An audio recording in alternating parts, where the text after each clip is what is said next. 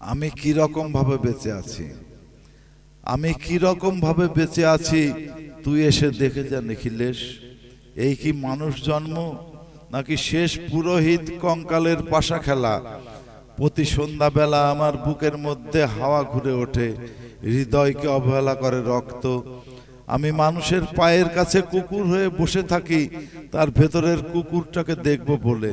আমি আক্রোশে হেসে উঠি না, আমি ছারপোকার পাশে ছারপোকা হয়ে হাঁটি, মশা হয়ে উড়ি একদল মশার সঙ্গে।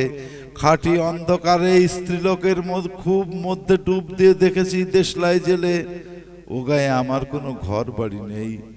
আমি স্বপ্নের মধ্যে বাবুদের বাড়ির ছেলে সেজে গেছি রঙ্গালয়ে, পরাগের মতো ফু দিয়ে উড়িয়েছি দৃশ্যলোক। ঘামে ছিল না এমন গন্ধক যাতে কোধে জ্বলে উঠতে পারি। নিখিলেশ, তুই একে কি বলবি? আমি শোবার ঘরে নিজের দুই হাত পেরেকে বিঁধে দেখতে চেয়েছিলাম যিশুর কষ্ট খুব বেশি ছিল কিনা।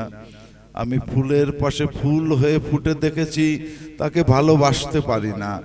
আমি কপাল থেকে ঘামের মতন মুছে নিয়েছি পিতামহের নাম। আমি শ্মশানে গিয়ে মরে যাবার বদলে মায়েরই ঘুমিয়ে পড়েছিলাম। নিখিলেশ, আমি এই রকম ভাবে বেঁচে আছি, তোর সঙ্গে জীবন বদল করে কোনো লাভ হলো না আমার।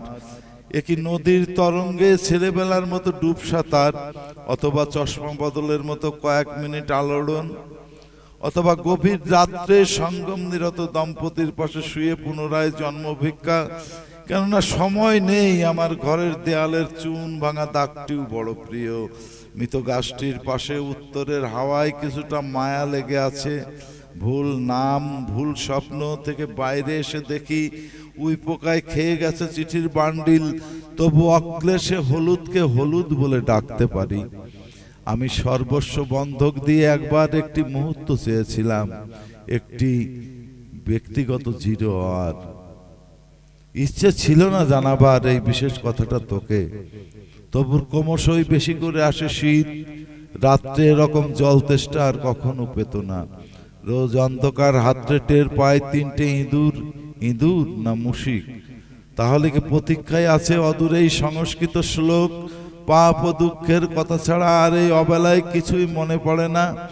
আমার পূজা ও নারী হত্যার ভিতর বেজে ওঠে সাইরেন। নিজের দুহাত যখন নিজের ইচ্ছে মতো কাজ করে তখন মনে হয় ওরা সত্যিকারের।